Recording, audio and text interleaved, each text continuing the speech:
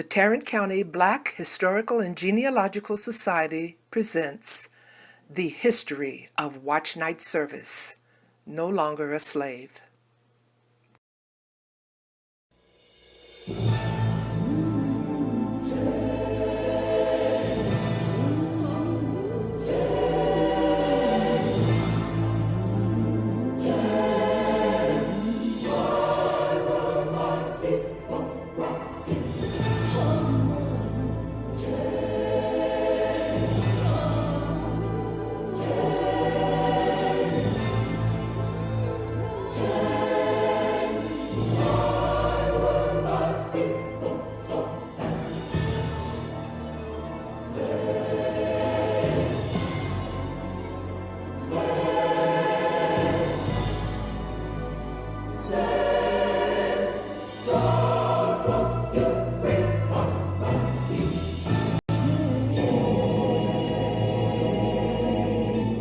Never say die.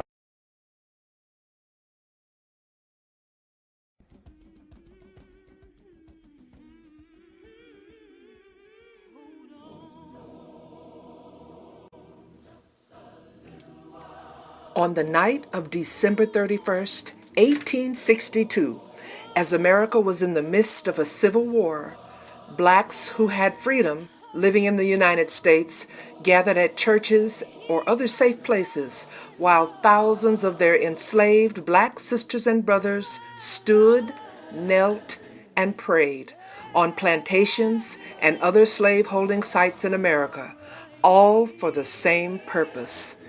They waited anxiously for President Abraham Lincoln to sign the Emancipation Proclamation into law.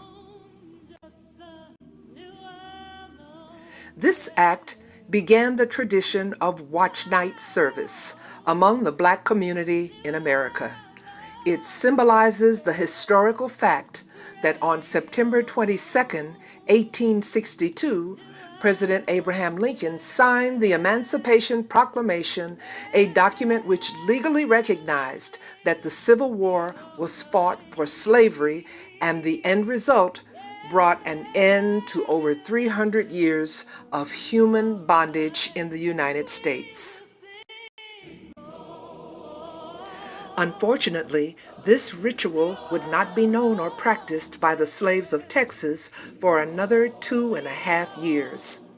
As Southern slave owners struggled desperately to maintain their standard of living, they continued on in open defiance of federal law until June 19, 1865, when Union Major General Gordon Granger arrived on the island of Galveston, Texas, to take command of more than 2,000 federal troops who had recently arrived in Texas to enforce the emancipation of its slaves and oversee a peaceful transition of power, additionally nullifying all laws passed within Texas during the war by Confederate lawmakers.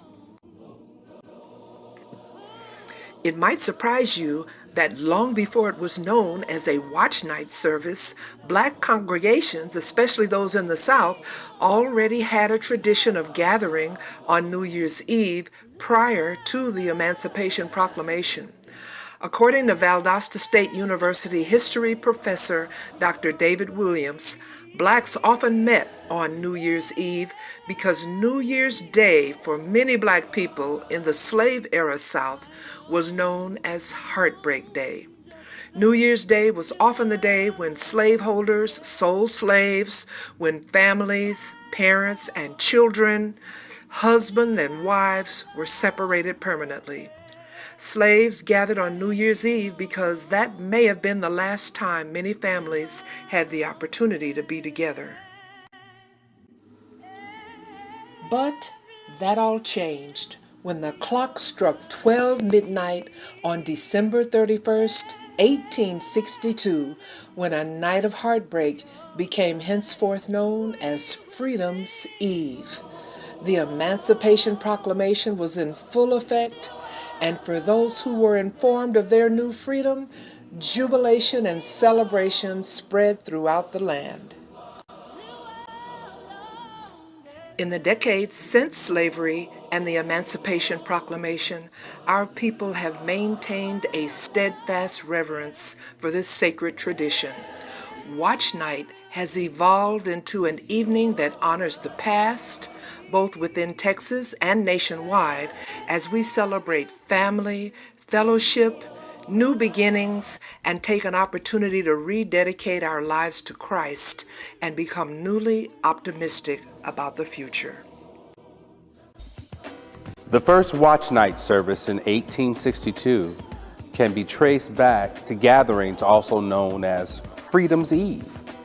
On that night, black slaves and freed blacks came together in churches and in private homes all across the nation, awaiting for January 1st, 1863 to become a reality, because it was on that day that they would indeed receive their freedom.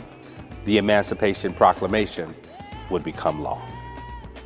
My name is Dennis Oglesby, and we're discussing Freedom's Eve, or more importantly, what we know as the first Watch Night service. It was at the stroke of midnight, January 1st in 1863, when blacks freed and enslaved everywhere fell on their knees, began to praise God and celebrate that they were finally free. And blacks everywhere, after a century later, still gather in churches and in homes to anticipate and remember what God has done and to anticipate what God will do in the coming new year. Services usually start somewhere around 7 or 9 o'clock and they end just after 12, but people spend the time thanking God for how God has kept them and how God has brought them to another year. They remember with glad hearts what God has done, and they anticipate with loving hearts what God will do in the new year. And this is still a celebration that we carry out today.